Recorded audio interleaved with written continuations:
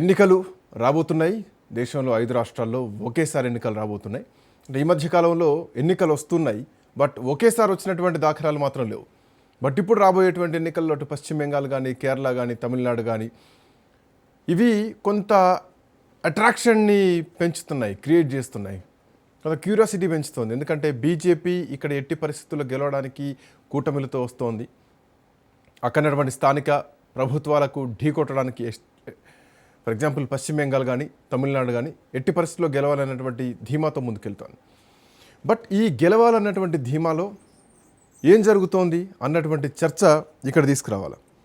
తమిళనాడు విషయం తీసుకుంటే రిఫ్రిజిరేటర్లు, టీవీలు, మిక్సీలు, స్కూటర్లు, తులం బంగారాలు ఇంకా చాలా ఉన్నాయి. ఆ మధ్యకాలంలో గత కొద్ది రోజుల క్రింద స్టాలిన్ సుప్రీంకోర్టు కొంత చీవాట్లు కూడా పెట్టింది. పేదల కంటే ఉచిత విద్యుత్ ఇవ్వచ్చు, కానీ అందరికీ ఉచిత విద్యుత్ ఇచ్చేస్తే రాష్ట్ర ఖజానా మీద భారం పడదా, ఆర్థిక వ్యవస్థ మీద భారం పడదా? ఇది దేశ ఆర్థిక వ్యవస్థను గండిపడేసే విధానం కాదా? ఈ పార్టీలు తమ నిర్ణయాలను మార్చుకోవాలి, ఈ పార్టీలు తమ విధి విధానాలను మార్చుకోవాలి. జనాలను ఉచితాలకు అలవాటు చేస్తున్నారు, జనాలకు ఉపాధి అలవాటు చేయాలా అన్నటువంటి విషయాన్నిపైన కోర్టు కన్నెర చేసింది ఉచితాలపైన. బట్ ఆగట్లేదు. ఇప్పటికే ప్రతి కుటుంబానికి 10,000 రూపాయలు, ఉచిత ఫ్రిడ్జు, ఉచిత వాషింగ్ మిషను, సబ్సిడీ బైకులు, పురుషులకు కూడా ఉచిత బస్సులు, తులం బంగారాలు. సేమ్ కర్ణాటకలో, తెలంగాణలో ఎట్లా చూసినామో తమిళనాడు ఒక అడుగు ముందే ఉంటుంది ఉచితాల విషయంలో. శేషు సార్ మనతో పాటు అందుబాటులో ఉన్నారు. Seshu sir, good evening. Srikanth, నమస్తే. రాష్ట్ర బడ్జెట్కు సంబంధం లేకుండా, రాష్ట్రాల ఇన్కంతో సంబంధం లేకుండా వాటికి మించి ఉచితాలు ఇచ్చి, హామీలు ఇచ్చి, ఎన్నికల తర్వాత మళ్ళీ ఇబ్బందులు పడి మళ్ళీ ఆర్థిక వ్యవస్థను ఒక కుదేలు చేస్తున్నటువంటి చాలా పెద్ద ప్రమాదకరమైనటువంటి అంశం ఈ దేశంలో రాజకీయ పార్టీలు ఇచ్చేటువంటి ఉచితాలు. ప్రజలను అలవాటు చేస్తున్నారు, వాళ్ళు తీసుకుంటున్నారు, వీళ్ళు హామీలు ఇస్తున్నారు. తర్వాత ఫైనల్గా వచ్చేది ఈ భారం మొత్తం కూడా మళ్ళీ ప్రజలపైనే, ఆర్థిక భారం. ఈ వ్యవస్థతో ఆర్థిక వ్యవస్థను కూల్చేస్తున్నారు కదా, ఎట్లా చూడొచ్చు? శ్రీకాంత్, ఈ దేశంలో రాజకీయ పార్టీలు ఎన్నికల సందర్భంగా ఇస్తున్నటువంటి హామీల పైన, అదేవిధంగా ఉచితాలు, ప్రీ బీఫ్స్ పైన అనేక సందర్భాలలో అనేక వేదికల పైన చర్చలు జరిగాయి.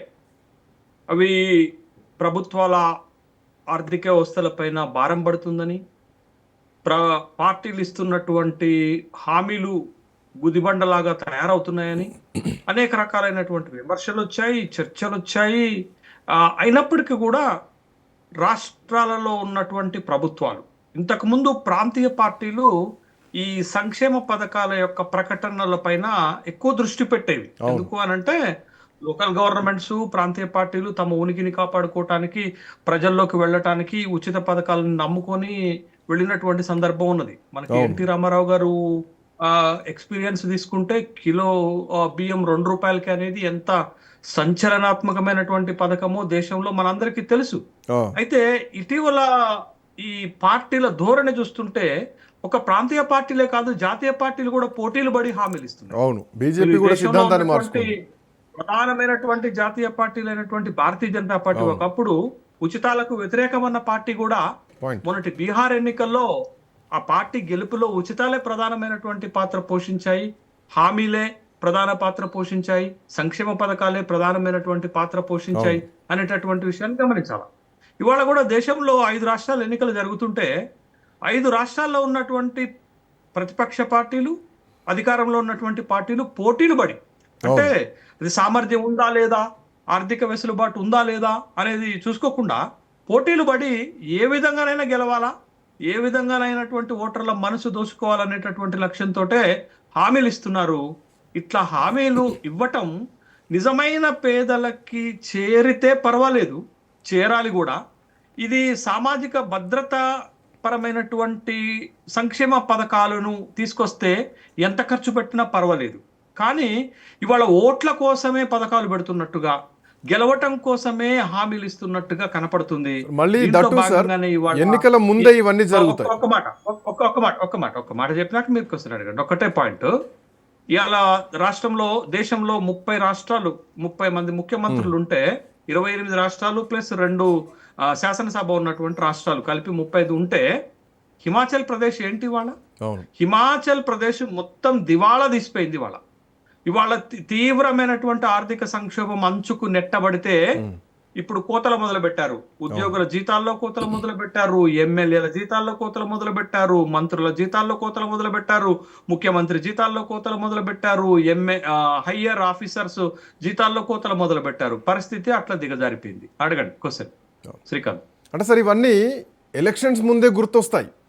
ఎన్నికల ముందే తులం బంగారాలు అంటారు, ఎన్నికల ముందే ఉచిత విద్యుత్ అంటారు. ఆ మధ్యలో స్టాలిన్ కూడా సుప్రీంకోర్టు అత్యున్నత న్యాయస్థానం కూడా మందలించింది కదా, ఉచిత విద్యుత్ అందరికీ ఏ లెక్కనిస్తారు, సో పేదల్ని గుర్తించి ఇవ్వాలి, పూర్తి అందరికీ ఉచిత విద్యుత్ చేసేసారు.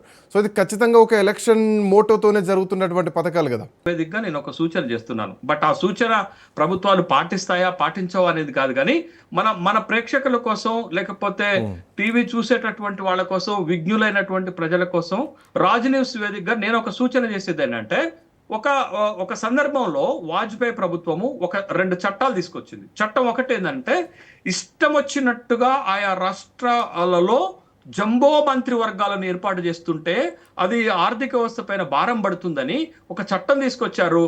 మొత్తం శాసనసభ్యుల్లో 15% మంత్రివర్గం మించరాదు అని తీసుకొస్తే చచ్చినట్టు చిన్న చిన్న మంత్రివర్గాలు తయారయ్యాయి. పాయింట్ 1. పాయింట్ నెంబర్ 2, ఒక్కొక్క రాష్ట్రము విపరీతమైనటువంటి అప్పులు తీసుకొచ్చి అన్ని రాష్ట్రాలు అప్పుల్లో కూరుకుపోతుంటే ఇదే వాజ్పేయి ప్రభుత్వము వాళ్ళ జిఎస్డిపిలో ఇంత శాతం కంటే ఎక్కువ తీసుకోరాదు అప్పులని FRBM అనేటటువంటి ఒక చట్టాన్ని తీసుకొచ్చింది. ఫిజికల్ రెస్పాన్సిబిలిటీ బడ్జెటరీ మేనేజ్మెంట్ అనేటటువంటి ఒక చట్టాన్ని తీసుకొచ్చింది.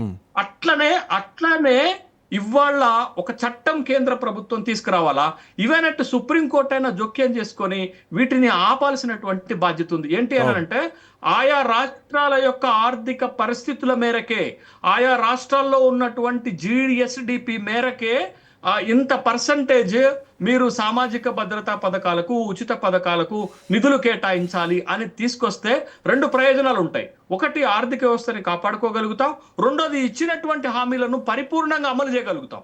ఇవాళ రాష్ట్రాలన్నీ కూడా ఎన్నికల్లో గెలవటానికి, కేంద్రంలో ఉన్నటువంటి జాతీయ పార్టీలు కూడా ఎన్నికల్లో గెలవటానికి ఇబ్బడి ముబ్బడిగా హామీలు ఇచ్చి ఆ హామీలను అమలు చేయకుండా ప్రజలను మోసం చేస్తున్నారు.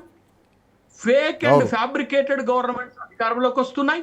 వచ్చినటువంటి ప్రభుత్వాలు ఫైనాన్షియల్ డిసిప్లిన్ లేకుండా ఇష్టం వచ్చినటువంటి పథకాలకు డబ్బులు ఖర్చు పెట్టి ఆర్థిక వ్యవస్థని దెబ్బతీస్తున్నారు.